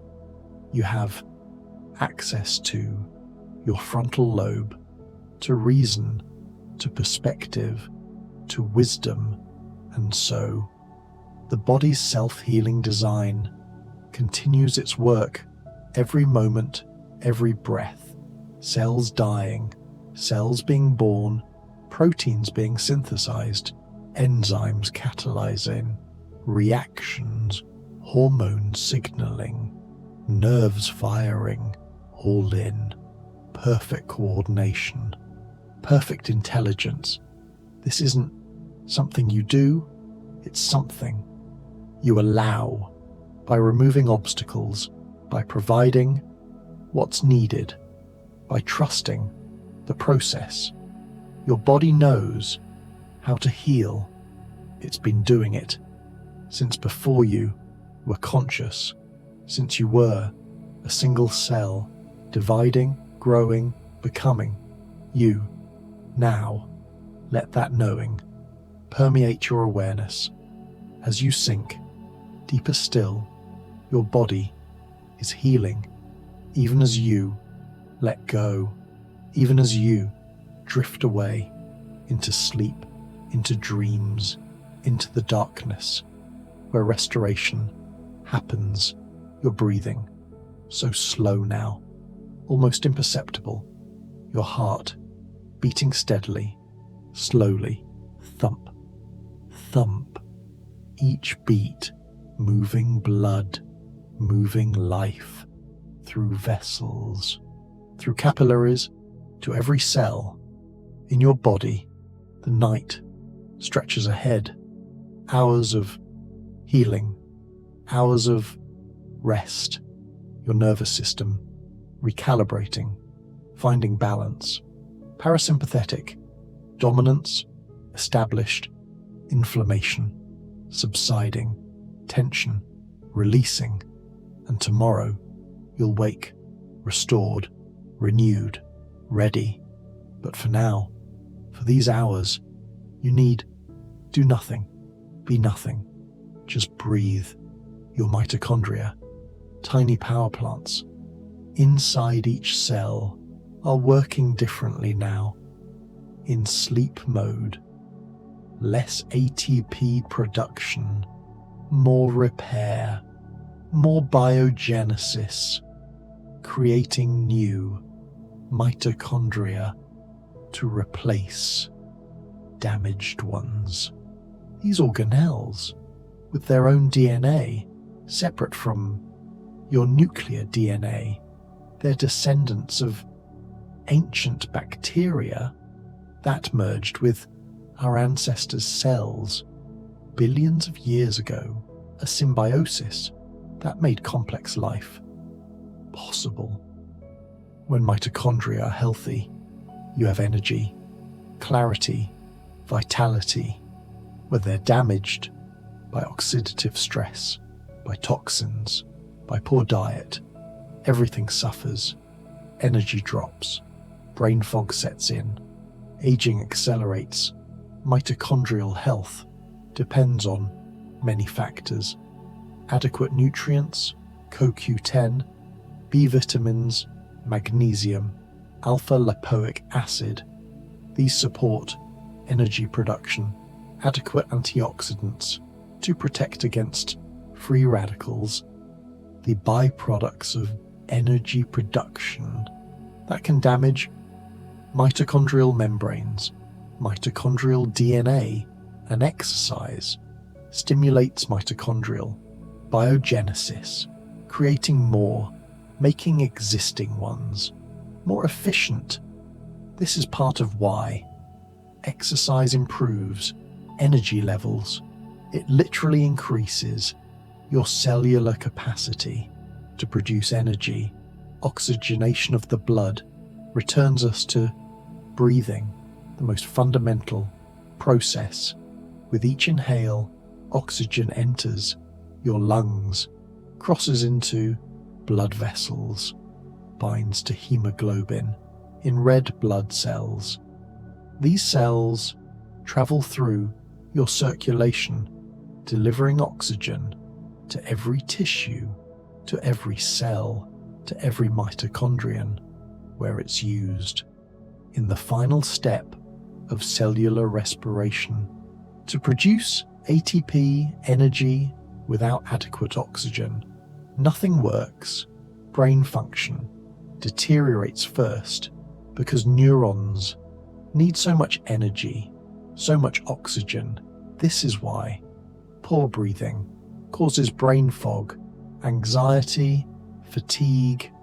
Deep breathing, belly breathing through your nose optimizes this process, delivers more oxygen, expels more carbon dioxide, balances blood pH, calms the nervous system, all from simply breathing fully, properly. Reducing systematic inflammation is perhaps the single most important thing for longevity, for health. Inflammation is the root of most chronic disease, heart disease, diabetes, Alzheimer's, autoimmunity, cancer even. All have inflammatory components.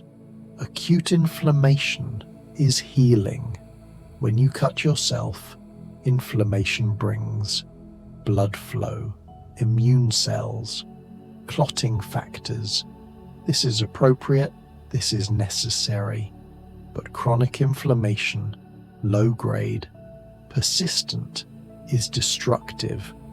It damages tissues, creates oxidative stress, accelerates aging, and it comes from modern life, from processed foods, from stress, from lack of sleep, from toxins, from sitting, from disconnection. Reducing it requires addressing all of these, not one thing, but a lifestyle, an approach that recognizes the interconnection of all aspects of health. Nerve regeneration science has evolved. We used to think nerves couldn't heal, couldn't regenerate, but we were wrong. Peripheral nerves can regrow, even after injury, slowly, sometimes incompletely, but they can heal. And even in the central nervous system, there's more plasticity than we thought, more capacity for reorganization, for compensation, for recovery.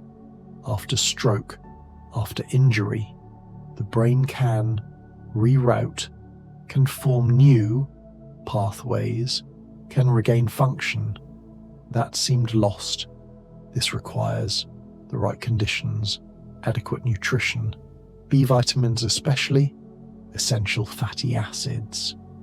For myelin repair, it requires stimulation, physical therapy, occupational therapy, mental exercise, pushing the boundaries of what's possible, but not so hard that you create more damage It requires patience, time. Healing happens in its own time frame, not according to our schedules, our desires, but according to natural law, natural processes that can't be rushed, only supported. The sensory processing that brings you information about your environment, about your body, is constant. Even now, even mostly asleep, your brain still processes temperature, pressure, pain. It just filters most of it, keeps it unconscious. Unless something needs attention, this filtering happens in the thalamus, the relay station. Almost all sensory information passes through here before reaching the cortex.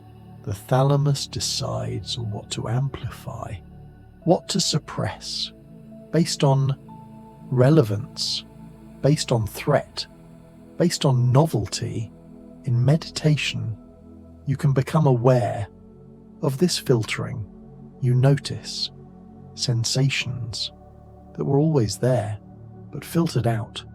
The feeling of your clothes against your skin, the subtle sounds of your environment, the taste in your mouth, all there, always, but usually unconscious. The hypothalamus regulation, this pea-sized region, controls so much.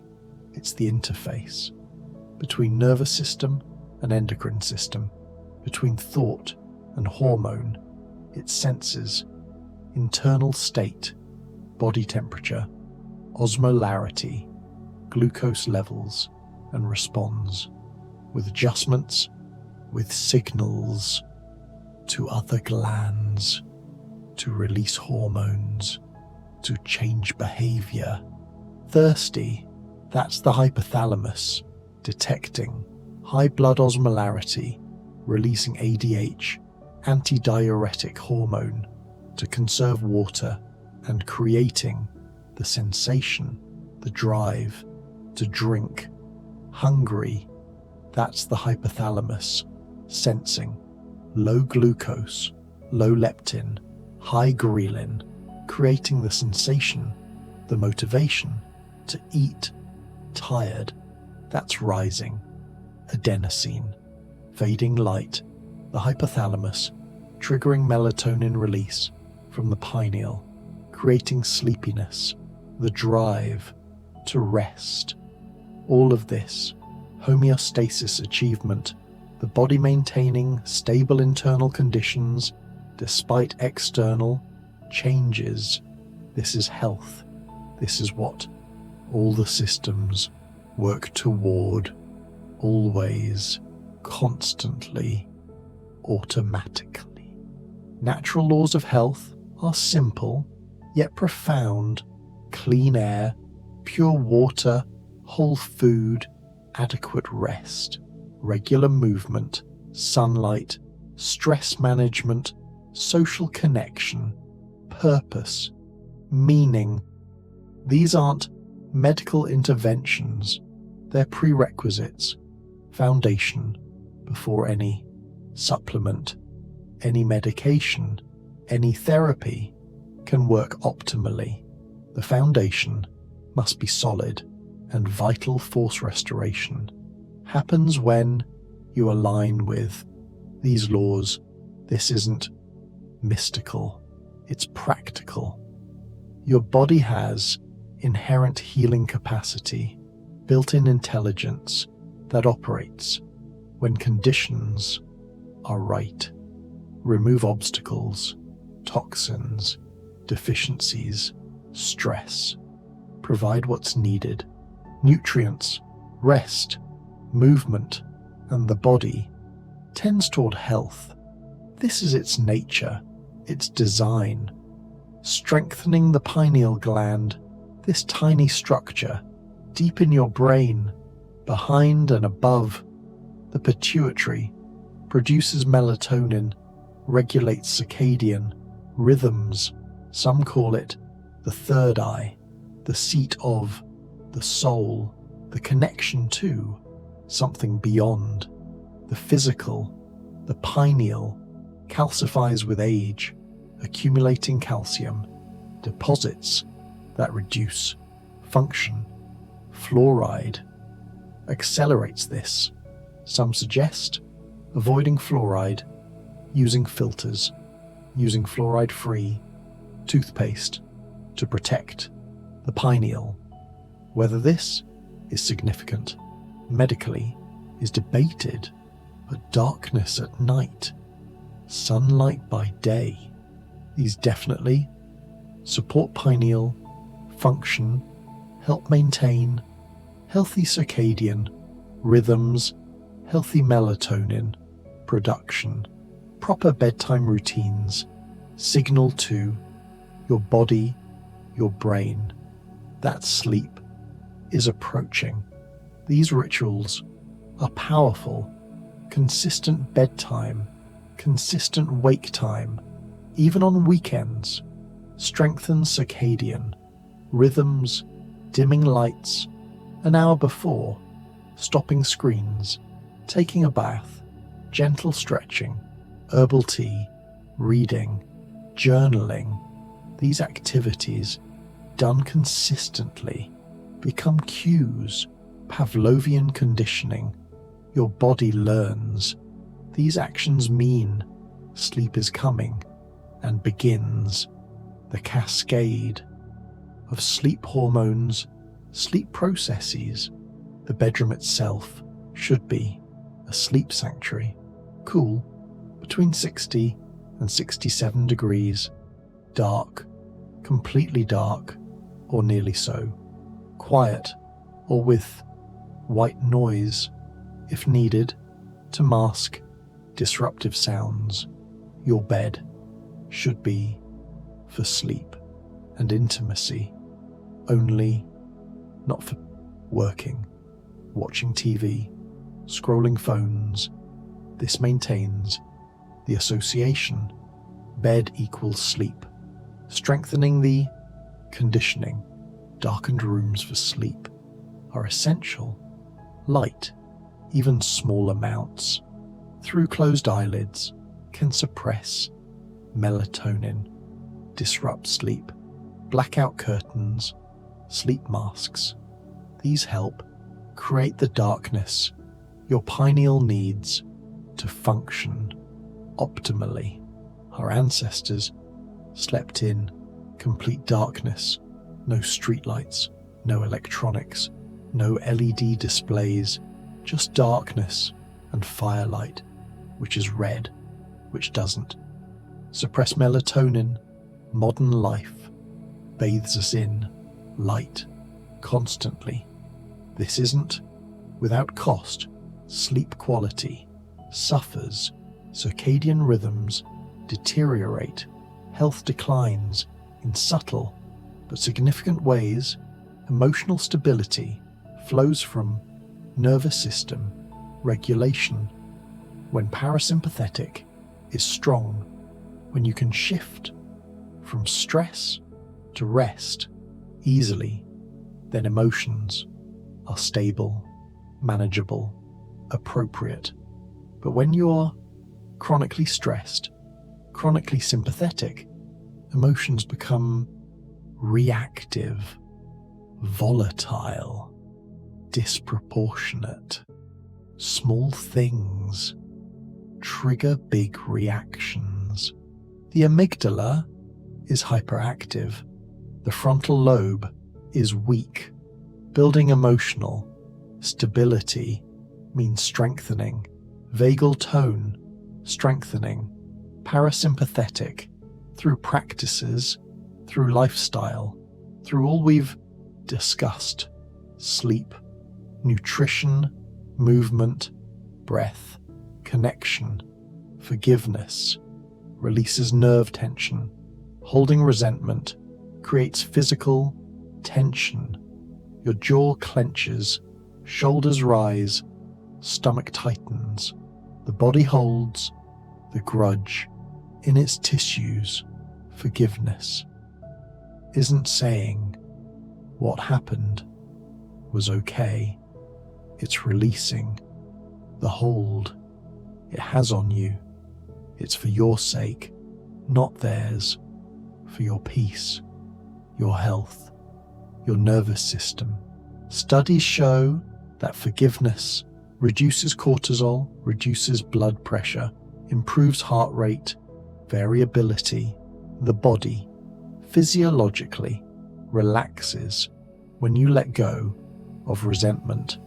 Prayer and meditation both quiet the thinking mind, both create a state of restful alertness or deep rest, depending on the practice, the intention. Prayer, for those who believe, is connection to something greater. It provides meaning, comfort, hope. These affect health outcomes measurably, reliably. Meditation, even secular practices, change brain structure.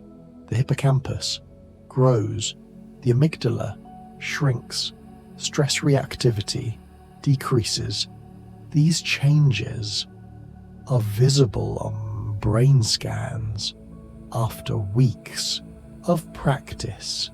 Both practices activate relaxation response, the opposite of stress response. Heart rate slows, breathing deepens, muscles relax, cortisol drops. This is healing. This is restoration. The law of use applies to everything, including will, including frontal lobe function. Each time you resist temptation, delay gratification, choose the harder right, you strengthen this capacity. Overcoming addiction requires this strengthening. Addiction hijacks the brain's reward system, makes dopamine surge to unhealthy levels, then crash, creating craving, creating compulsion. Recovery means rebalancing this system, allowing receptors to resensitize. This takes time, weeks, months of abstinence, of reduced stimulation, dopamine fasting, as some call it. During this time, simple pleasures may not feel pleasurable. The brain is recalibrating, but gradually sensitivity returns. Life becomes enjoyable again without needing extreme stimulation. Frontal lobe governance makes this possible. The ability to choose differently, despite craving, despite habit. This is human dignity, freedom, the capacity to shape your own destiny. Spinal cord alignment affects everything. Your spine houses your spinal cord, the highway of communication between brain and body. Misalignments, compressions interfere with this communication. Posture and nerve flow. Poor posture, forward head, rounded shoulders, compressed spine. These impinge nerves reduce blood flow, cause pain, dysfunction in organs. Those nerves supply good posture. Isn't about standing rigid, it's about natural curves, balanced head position, relaxed shoulders, open chest. This allows optimal nerve flow, optimal function. Yoga, chiropractic, physical therapy, massage. These can all help maintain spinal health, prevent or correct misalignments, support the nervous system's infrastructure, avoiding caffeine overstimulation, especially late in the day. Protect sleep, protects your nervous system from excessive activation. Caffeine has a half-life of about 6 hours. That afternoon coffee at 3 p.m, half is still in your system. At 9 p.m, still blocking adenosine, still interfering with sleep signals. If you drink coffee, keep it to morning only or eliminate it entirely for a time to reset. Your energy doesn't come from caffeine, it comes from mitochondria, from sleep, from nutrition. Caffeine just masks fatigue. It doesn't create energy. Herbal alternatives can support relaxation without disrupting sleep. Chamomile tea contains a pigeonine, binds to benzodiazepine receptors, creates mild sedation, calming without impairing function. Valerian root, traditionally used for insomnia, increases GABA, the calming neurotransmitter. It has a strong smell, earthy. Some dislike it, but find it effective. Skullcap, passion flower, lemon balm, oat straw, all traditionally used for nervous system support. These aren't quick fixes. They're gentle, supportive, building resilience. Over time, walking in nature combines so many benefits: movement, fresh air, sunlight, natural beauty, social connection, if walking with others, or solitary, reflection, if alone, forest bathing. The Japanese practice, Shinrin-yoku, has research supporting benefits: reduced cortisol, improved immunity, better mood, lower blood pressure from just 2 hours in the forest.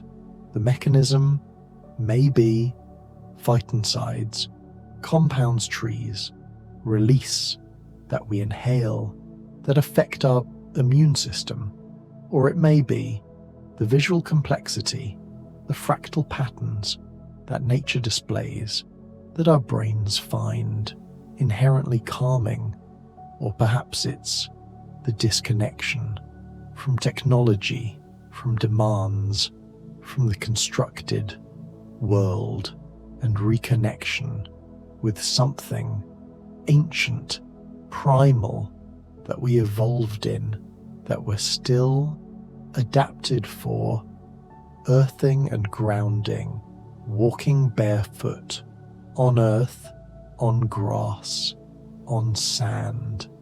This connects you electrically to the earth's surface, which carries a negative charge.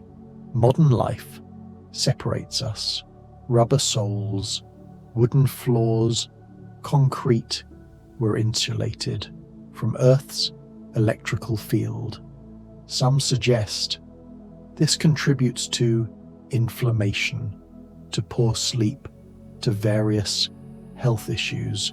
The research is preliminary, but many report benefits from grounding, better sleep, less pain, faster healing, whether it's physiological or psychological. The practice is harmless, and being barefoot in nature feels good regardless. Negative ions are abundant near moving water, the ocean, waterfalls, even showers.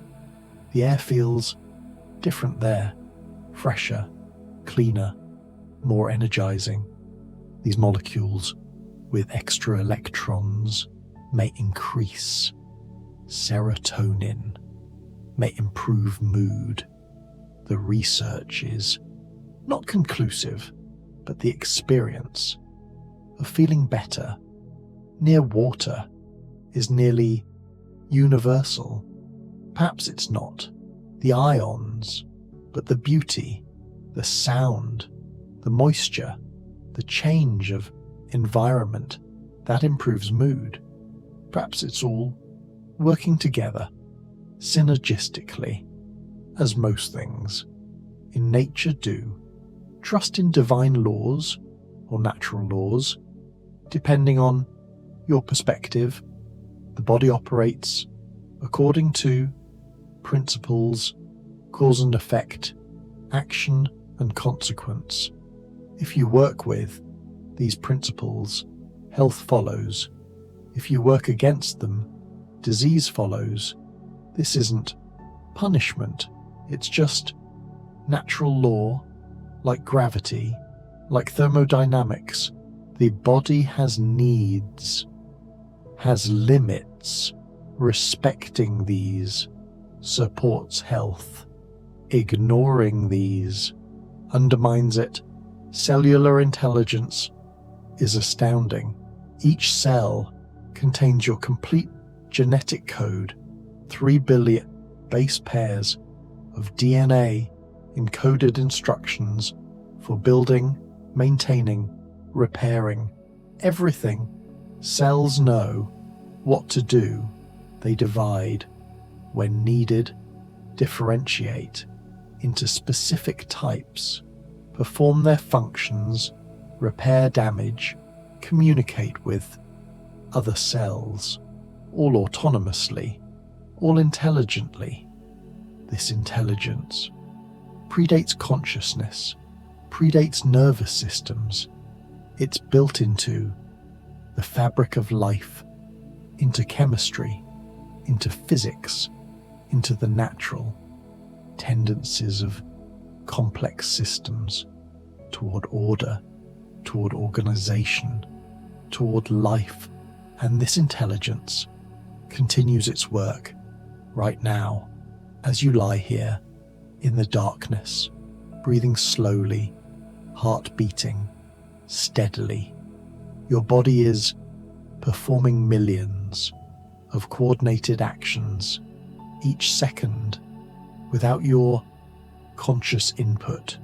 Your immune system is patrolling, looking for threats, pathogens, cancer cells, damaged cells, finding them, destroying them, protecting you. While you sleep, your liver is detoxifying, filtering blood, processing nutrients, producing bile, storing glucose, performing hundreds of chemical reactions each second, all precisely regulated, coordinated. Your kidneys are filtering, balancing fluids, regulating electrolytes, producing hormones, removing waste, maintaining the precise composition of your blood, your internal environment. Your heart keeps beating 70 times a minute, over 100,000 times per day, pumping blood 5 liters per minute through 60,000 miles of vessels, never stopping, never resting. Just this steady rhythm. Thump, thump, thump. The body's self-healing design is evident in every moment, in every breath, in every heartbeat. You don't have to. Tell your heart how to beat, your lungs how to breathe, your stomach how to digest. This is the autonomic nervous system, the wisdom that operates beyond thought, beyond control. This is parasympathetic. Dominance, rest and digest, heal and restore, the natural state that modern life disrupts, but that you can return to, are returning to right now. Your body knows how to heal. It's been doing it your entire life. Every scraped knee, every cold, every bruise, healed without you consciously doing anything. You just provided what was needed Time, rest, nutrition, and healing happened. This same process continues now. In more subtle ways, neurons, pruning unused connections, strengthening used ones, myelin sheaths being repaired, insulation being restored, neurotransmitter receptors being resensitized, balanced, mitochondria, damaged ones being broken down, new ones being created, each cell cleaning itself, repairing itself, preparing for tomorrow's demands. Your gut lining, cells there live only a few days, constantly being shed, replaced, the entire lining renewed every 3 to 5 days. This requires nutrients, requires rest, requires the parasympathetic activation happening now. Your brain, during sleep, consolidates memories, processes emotions, clears metabolic waste, the glymphatic system flowing now, cerebrospinal fluid washing through, brain tissue carrying away proteins, metabolites that accumulated during waking hours. This happens mainly in deep sleep, delta waves, slow oscillations. Your brain cells shrink slightly, creating space for fluid flow. This is cleaning, this is maintenance, this is essential for brain health, for cognitive function, for preventing neurodegenerative disease. Tomorrow you'll wake, perhaps not even remember these words. That's fine, that's perfect. Your unconscious mind is listening, your body is listening, even as your conscious mind drifts away into dreams, into the void, into deep, restorative sleep. And in that sleep, healing happens in ways beyond words, beyond explanation. The mystery of life, the vital force, the intelligence that animates every cell, every system, every breath. Feel it now, the weight of your body against the mattress, so heavy, so completely relaxed, you might not even feel individual body parts anymore, just a general sense of being, of existing, of resting, your breath, barely noticeable, just a gentle rising, falling like waves on a shore, constant, rhythmic, peaceful, your mind quieting, thoughts becoming sparse, distant, like clouds drifting across a darkening sky. There, then gone. There, then gone. You're on the edge. Now, between waking and sleep, that liminal space where consciousness begins to dissolve, where boundaries become soft, permeable, where you drift, weightless, formless, free. Let go now, completely. There's nothing to do, nothing to be, just this, breathing, this being, this peace. Your nervous system has shifted fully into healing mode, parasympathetic dominance, complete.